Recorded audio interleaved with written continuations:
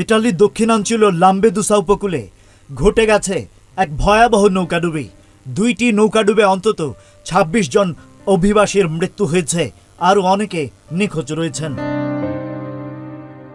বুধবার ১৩ আগস্ট জাতিসংঘের শরণার্থী বিষয়ক সংস্থা UNHCR জানিয়েছে ৬০ জনকে জীবিত উদ্ধার করা হয়েছে। এদের মধ্যে ৫৬ জন পুরুষ আর ৪ জন নারী। কিন্তু দুই নৌকায় মোট ছিলেন প্রায় ৯৫ জন, মানে এখনো প্রায় ৩৫ জন নিহত বা নিখোঁজ হওয়ার আশঙ্কা রয়েছে। প্রাথমিক তথ্য বলছে, লিবিয়া থেকে যাত্রার পর একটি নৌকায় পানি ঢুকতে শুরু করে। যাত্রীরা অন্য নৌকায় উঠলেও খারাপ আবহাওয়ায় সেটিও উল্টে যায়। ইটালির রেড ক্রস জানিয়েছে বেঁচে যাওয়া সবাই তুলনামূলকভাবে ভালো আছেন, তবে ৪ জনকে হাসপাতালে নেওয়া হয়েছে।